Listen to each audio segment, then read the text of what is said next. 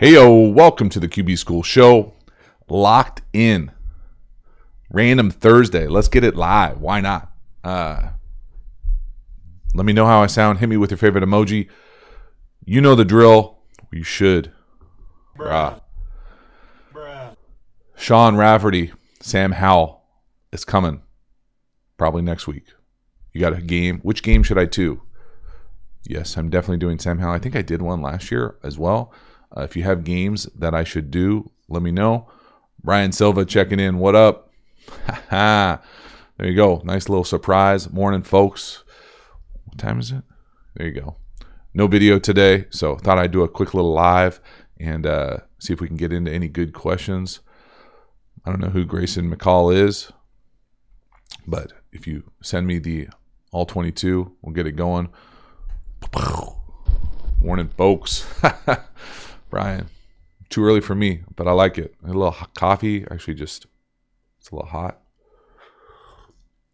Quentin Gunn checking in. Guillermo, what's good, y'all? Appreciate everybody coming in. Oh, Maisha, good morning.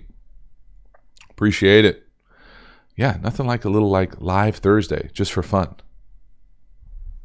It's actually nice to take a break from doing the video every single day. Feels like I've done one for a long time. Fired up to be able to go. Got some strong emojis coming in from Everglades. I like it. Edge Sanity 13. Here we go. Little question. What talents or traits make Burrow better than Mac Jones? I would say a number of things. I would say he's better athlete, more accurate, better pocket movement, a little bit more ability to do more, I would say, comprehensively. I think what Mac Jones was able to do this year was really special for Alabama and really what that offense was as far as being so RPO heavy into a little bit more play action-y down the field. I think Burrow has a little bit more comprehensive skill set, able to do a little bit of anything. Would probably be the easiest way to go. Sean Rafferty, the all caps doesn't make me want to do it more.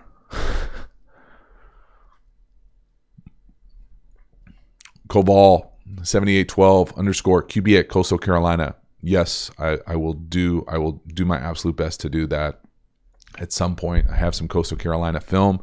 I also think that he is maybe a true freshman, or was a true freshman last year, so he's not draft eligible next year, but I will do some. Also, I'm just kind of curious, like every person I think who enjoys football, about what Coastal was doing this year offensively. I think off the top of my head, they're doing a lot of G stuff in the run game. All good. Brian, what kinds of wrinkles do you think the Pats offense will include when transitioning from Cam Newton to Mac Jones? I don't know. I think it will be kind of a combination of maybe, I don't even know the Pats offense well enough over the last 2 decades to know what the eras were, but not the super, what I would consider the top of the top of what Brady was doing as far as throwing the ball in I want to say the late single digits, more of kind of that, what was it, the too tight world, where the too tights, spin it, be able to run it, spread them out when they want to, stay in that personnel group, those types of things. But I don't really know what it's going to look like. I think it's going to be fascinating to see when it evolves into the Mac Jones show. Certainly it's going to when you're the 15th pick. I don't care who's playing in front of you. You're going to get a chance to play here pretty quickly. So that'll be one of the things that I think will be fun to watch what the Pats are able to do.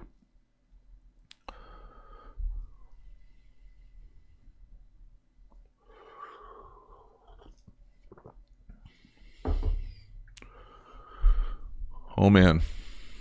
No tips, Sean. Get in there, be coachable, be ready to go. Robert Sanders, what are the top 3 things does Trey Lance need to work on this offseason in order to be ready to start week 1? That's still in play. Top 3 things. All right. I always struggle with putting things in a list like this. I think obviously the first thing is to master the scheme, or work towards mastering the scheme. That's obviously going to take some time, but I'm sure everything I've heard. He's going to dive in, do everything he possibly can to become a master of that. From there, I think it's a combination of really two things. One, it's to be himself, to become the quarterback of that team. And that really comes from a number of different things. It's the optics. You have to be first in the building, last out the building, put in the work to earn the trust of the pros in that locker room and really the organization. Obviously, they do trust him with the pick, but I mean, you got to go in there and put the work in to earn that type of respect in the locker room. And then the third thing, I think it would be a combination of things. I think it comes a little bit into the mastery of the offense, but it's really about starting to build those relationships with your teammates, both on the field and off the field. So not just like being friends and going to hang out with someone. It's putting the work in the field to feel like, hey, what we're doing on the practice field is transferable to Sundays, and we'll be able to do these types of hookups, this type of understanding what our scheme is, what our connection is, what the body language, all those little things mean. I don't think it's, hey, he really needs to work on, his third step and his 5-step drop, like stuff like that. I don't know the details of what they're doing, but I can tell you that he needs to work towards mastering the playbook. He needs to be intentional about going in there, winning the locker room, being the face of the franchise, being kind of earning the respect of. Big difference going from 22-year-old in North Dakota, no offense, to a 33-year-old all-pro who's a millionaire, and you got to go in there and lead that person. And so lots of different ways to go in there and do it. Obviously, you got to authentically be yourself, but you got to go in there, put the work in, prove that you deserve to be what you are there, and then you got to go build their relationships to be successful on Sundays. So there you go. But boom. What else we got here? Grayson McCall, is that the quarterback for Coastal Carolina? I apologize if I'm hurting people's feelings if I don't know people's names. Aaron Law, have you watched much Spencer Rattler? I put out a video this week of Spencer Rattler. I think I will do another one for sure over the summer, probably more. Nick Lamore, hey JT, appreciate you, man. Thanks for all your content. Thank you, Nick. Appreciate that. Appreciate the kind words. I very much appreciate everybody sharing the content across platforms. Probably the only platform besides YouTube that I'm mildly capable in is Twitter. So if you share it on Twitter and tag me, I'll do my best to share that. But I'm not that good on other ones. Bruh, Joe, baxed up, ready to go. California, I'll tell you what, we took some heat over the course of the pandemic. I'm not going to lie, for probably some good reasons. But it sure feels like things are going pretty good out here nowadays. So good stuff for sure. Nacho Ventura. I watched some Champions League yesterday. Dude for Real Madrid's name is Nacho. I love it. I used to watch so much more soccer. I know this is like, you probably don't want to hear my soccer takes, but man, Champions League soccer is some of my favorite stuff.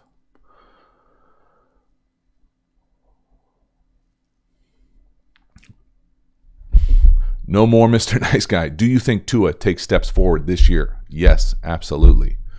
I think everybody kind of likes Miami. It'll be fascinating to see. I want Tua healthy. I want Tua going out there and just being himself. I think that he's got a chance to. I think that division is ripe for the taking for a bunch of different people, and we'll see how it shakes out. James O. Not a huge Chelsea fan, I'm not going to lie.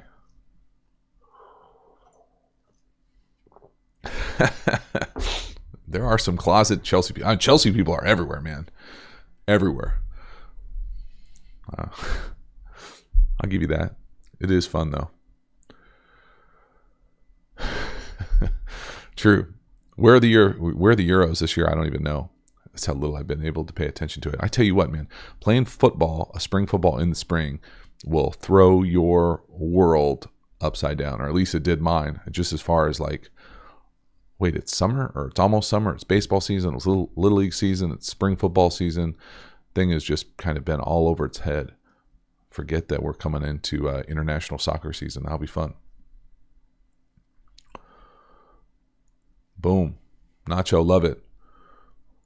I loved playing soccer growing up. I think soccer, I know I talk about this a few different times on this channel, but playing multiple sports growing up I know it's kind of like the in vogue thing to say, but one of the things that I loved about soccer, first of all, the touch element of footwork, quickness, change of direction, those types of things. But the things that I thought really translated to football and quarterback specifically was the idea, and kind of the same thing about baseball, where you have to know what you're going to do with the ball before you get the ball. So in baseball, it's every play, but there's like a pause, right? Like, what are you going to do if a grounder's hit to you? What are you going to do if a pop fly's hit to you?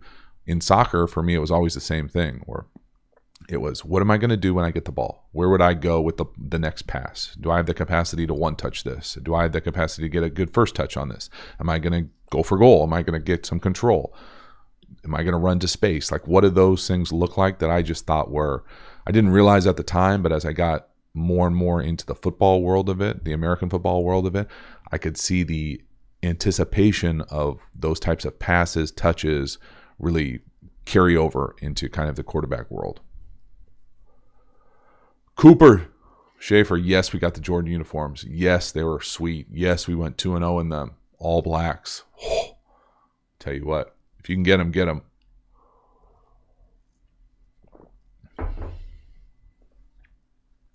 Ryan Smith, is reading defenses at the middle school level needed?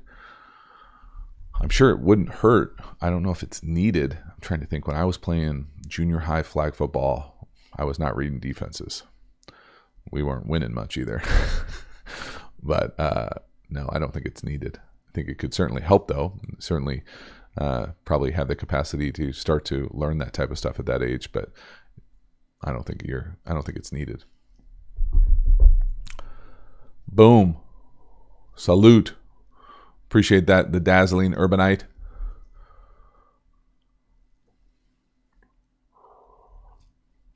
Ryan Smith. Let's see what we got here. How do you attack a coverage if you make adjustments because you make a pre-snap read, but then they disguised it as something else? That's an excellent question for a course that I know. No. I think that there's always a little cat and mouse to that. So for me, it's always pre-snap gives you an idea. It's a snapshot. But then you need a post-snap confirmation. So you don't just say pre-snap, okay, I like this route, this matchup over here. I'm going to rip it no matter what. Well, post-snap, you need to confirm that that's what you're seeing. Because if you're not confirming it post-snap, you're going to struggle. So pre-snap, you get an idea, and that idea comes from pattern recognition, from film study, from off-season study, from understanding the game. So pre-snap, you have an idea. You recognize it as a pattern. Post-snap, you confirm it. Okay, what I saw pre-snap is what it is. You go through what you're supposed to do next, whether that's a read, handoff, whatever.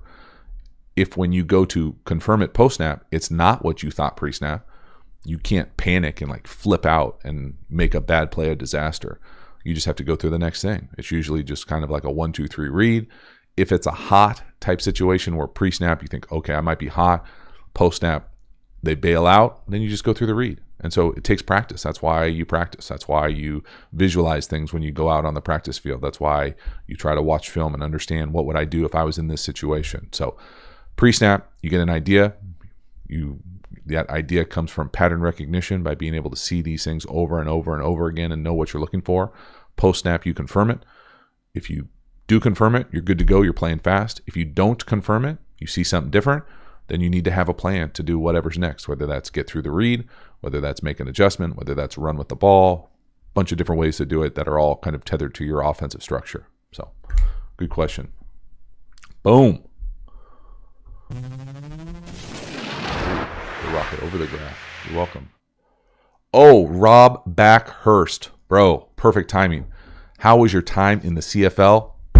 I just filmed the video before this live for tomorrow's video, which is CFL, NFL, my experience, the differences. We'll say it's because of your question, Rob. I like it. It was actually a question from a couple months ago, but I finally got around to it. Good idea. Not X. Is there an argument that Malik Willis 2020 tape is more impressive than Zach Wilson's, especially accounting for competition? Is there an argument? There's probably an argument. I don't know if it's a good argument. I've only watched one game. And again, I know I say this on this channel, but I think people think differently sometimes. Just about everything that I watch, I share on the channel. So like, I don't have a preconceived idea. I don't know. I'd never heard the name Malik Willis before probably 5 days ago. So I have no idea if there's an argument to say that. I would probably say no. I mean, Zach Wilson got picked second this year. If there is an argument, I haven't heard it. I certainly think Malik Willis has some more impressive physical skills than Zach Wilson, but I don't know much about him other than the fact that he went to Auburn. Now he goes to Liberty. He's got a cannon of an arm. He's crazy, athletic, dynamic athlete, fun to watch. I'm fired up to watch more of him. You know, next year, a good question would probably be, you know, if Malik Willis was in this past draft, where would he get drafted? Same with Zach Wilson, next year's draft, where would he get drafted? Boom. Dean Britton, Ian Book, 4th round, thoughts. What is that term called? Interrobang. You got to get the interrobang going. See if I can do it. First person to put an interrobang in the chat, winner. See if I can do it. I don't think I can. I have the shortcut on my MacBook. Dang it. An interrobang, well, I'll let you Google it, but there's definitely a shortcut. You probably just cut and paste it from somewhere else. Ian Book, 4th round. I'm jealous. I think that's a great spot for him to be. He's in with the Saints, I think. I got drafted there as a 6th round. Obviously, totally different regime, but great place to be. Love the city. It's a cool opportunity to potentially play and get a good opportunity to play with a system franchise organization that's been super quarterback friendly in the past. Obviously, Drew Brees set the standard for kind of that stature type of dude. And so I think it couldn't have been in a better spot. Matthew Fry, winner. Impressive.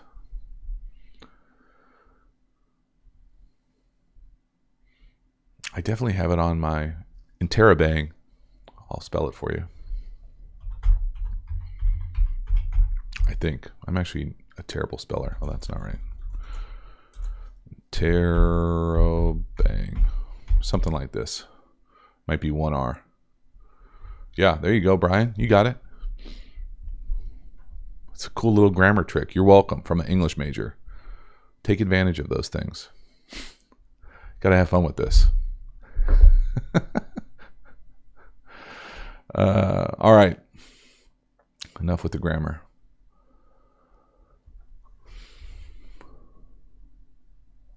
Whoa. What'd I miss? Slow. Is that what it says? Is Josh Allen the only example to improve accuracy that much?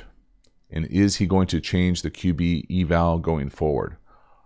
I'm sure he's not the only example to improve accuracy that much. I think he might have been better than people thought before. You know, I'm not going to lie and say that I watched a whole lot of Wyoming film before. I know he works hard out here with Jordan Palmer, and Jordan's got great things to say about him. Just being a dynamic athlete, putting in the work with his craft. I'm sure people have gotten that much more accurate. I don't like, just as an anecdotal experience, I don't recall. I know I've heard whispers that when Steve Young came into the league, he was much more of a running quarterback than he was a dynamic pinpoint accuracy quarterback. And I kind of remember him as more of a more of a pinpoint accurate pocket passer, winning the Super Bowl, all those touchdown passes, the MVPs, being that accurate of a quarterback. And so I think that there are probably a number of examples. I'm not like a quarterback historian that can rattle off every single draft and guys that have made that massive improvement, but I'm going to guarantee that somewhere out there, there's a stat that shows someone increasing their completion percentage as much, if not more, than Josh Allen did, and probably way more comprehensive with like heat maps and different ways to show exactly where and how they got more accurate. I don't know off the top of my head. It's certainly something you can work on.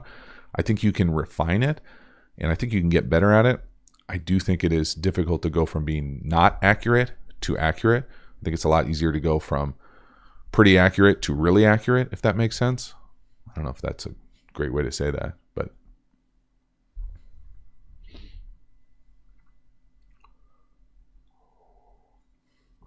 Eliso. Close. I got close, bro. Brian, I've never read that. Appreciate it, though.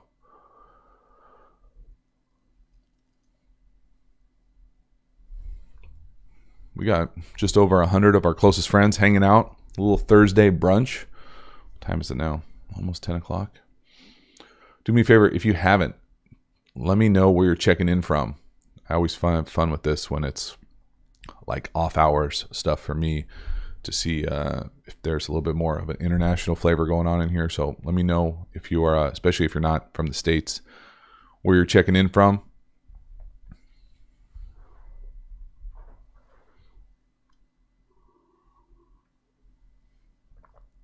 James O.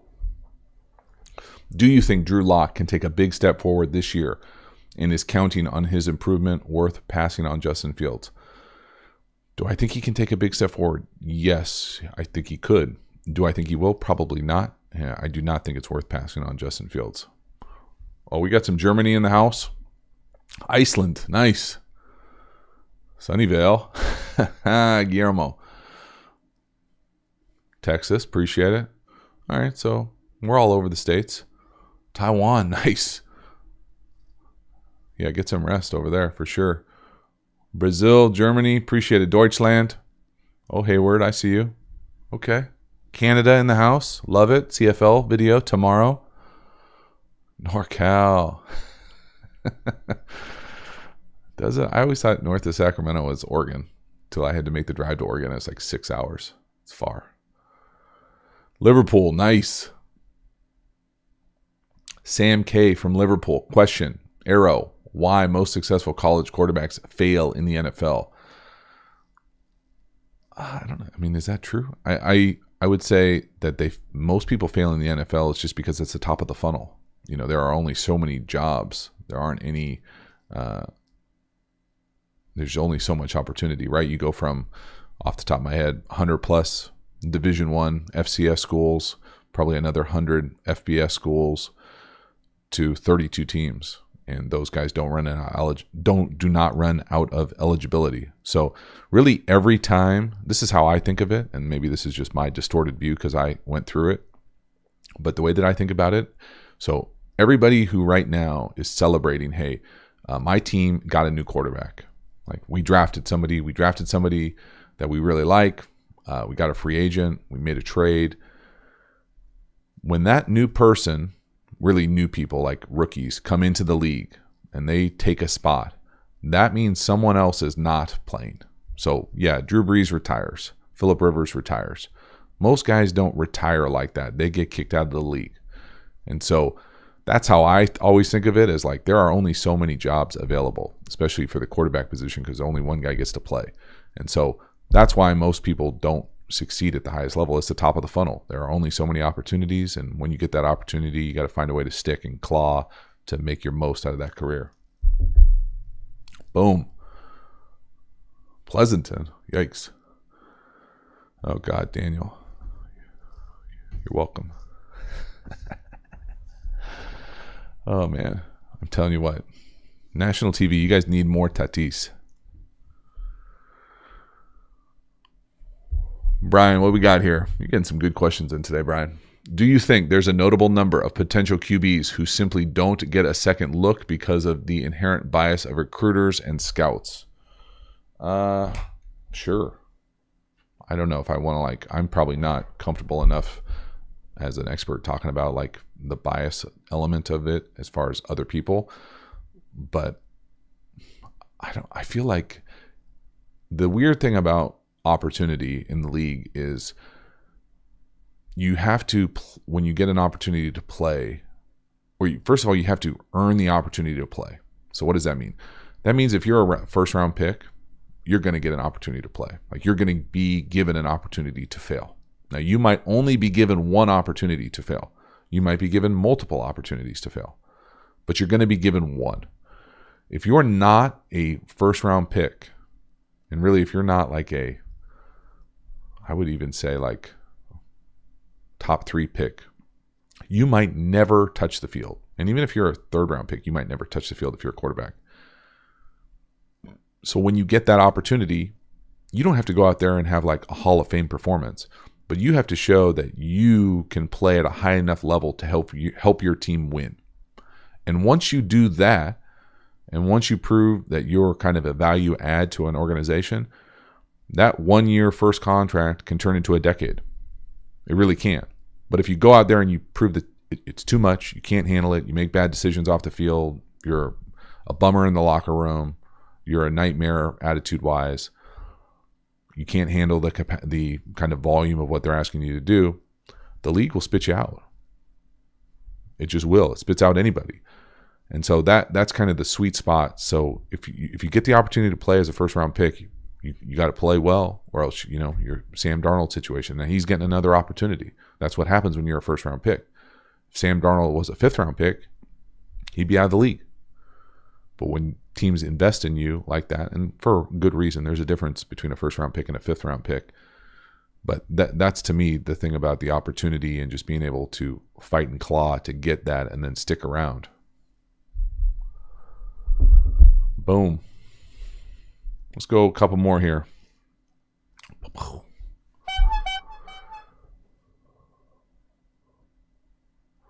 Oh, God, Joshua Proud.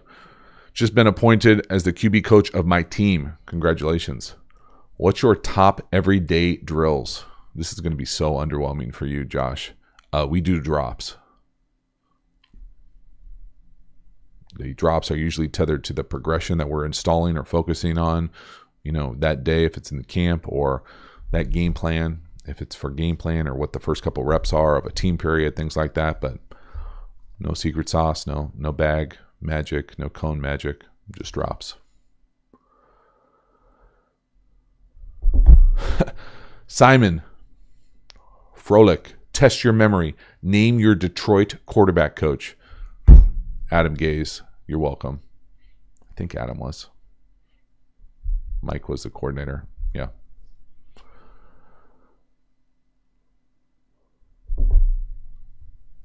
What else we got here? Jacob with a K. Sub JT, I absolutely love the channel. Thank you. Given the situation Chicago is in with Dalton, do you think it's appropriate for Fields to sit? No. I don't even have to finish the question. No.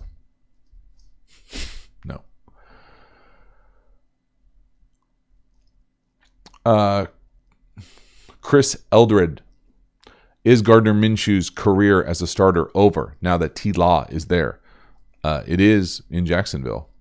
That's a perfect example of a guy who got an opportunity, certainly played well enough to help a team win, but probably not consistent enough to be a quote-unquote NFL franchise guy. And so he might get another opportunity, and he might make the most of that opportunity and be that guy at the next stop. But certainly for the time being, not in Jacksonville. Ralphie, appreciate it. Boom. All right, let's do one more. Crank this sucker. Jake and Bake. I watched that movie last night for like 15 minutes. The Magic Man. Now you see me. Now you don't. That movie is funny. What was the question? Who was the most influential coach in your career? Jake and Bake. I'm going to give you a couple different answers, okay? And we'll do 4. Kind of hedging there. So let's go from the top down, which is really reverse order. So 4-1. In the league, I would say Mike Martz, Mike McCarthy. Mike McCarthy taught me NFL offense at what I thought was a really high level, and really not just his West Coast world, but really NFL offense, what 11 people are doing, those types of things. So Mike McCarthy, Mike Shepard too is the quarterback coach there. Both those guys kind of in combination. Next, Mike Martz, he went from the West Coast to the digit for me, and the digit, both heavy volume, both carried a lot of stuff. I just like different ways to do it, see the game in a different way as far as space, timing, shifts, formations, those types of different throws also in the digit world a little bit. So both those kind of two were probably the most influential in the league. College, I got blessed with a number of really good college coaches. A bunch of them played quarterback at a really high level. My head coach was a quarterback in the CFL, was a great college quarterback. Bob Biggs. Our offense coordinator, Mike Morosky, played in the league for a long time, head coach at the College of Idaho right now. Rich Scangarella coached me for the first couple years in college. He's now the Niners quarterback coach. Mark Grebe came back and coached me a little bit. He played in the AFL forever. Great dude. Ken O'Brien coached me for a little bit in college and high school, went to the same high school. He's a first-round pick for the Jets. So got a lot of great coaches at the college level. Had a good time in high school as well. Had a great coach who also played quarterback at Davis. But then probably my most influential, and back to the original question, most influential coach for me was probably my dad. And the reason I say that, number of reasons. Obviously, my parents gave me a great kind of upbringing, always encouraged us to do sports, excel, those types of things. But what he did that I really respect, and I knew at the time, but I didn't really know, was he wasn't necessarily like a great athlete, dynamic athlete. He loved sports. He coached me when I was real young, t-ball, baseball, those types of things that I appreciated. But football-wise, he used to always say, if you want to go play catch, I'll be there. If you want to go hit, I'll throw you batting practice. If you want to practice, I will help you practice. And just that kind of model allowed me to kind of pick and choose what I wanted to do, and he was there to help elevate me, to make me better. Now, he might not have known the mechanics of what we were doing, but I'm telling you, he caught a lot of slot outs. He caught a lot of corners. He got a lot of end zone fades. He just went back there and stood there and caught him and threw him back. And he thought he threw back a really nice ball, and he threw an all right spiral. But that ability to just say, hey, if you ever want to practice, if you ever want to play catch, if you ever want to hit, I am there for you. I will help you, really was a great way that I try to do with my kids a little bit. And so that model is really kind of probably the most influential coaching method that I was around growing up. So very good question. Thank you for hanging. Let's get this thing going. Enjoy the rest of your Thursday. I will see you Monday evening for another live CFL video tomorrow. A little leadership video Monday, how to be a better leader in the locker room that I think you guys will dig. And other than that, have a good weekend. See you on the other side.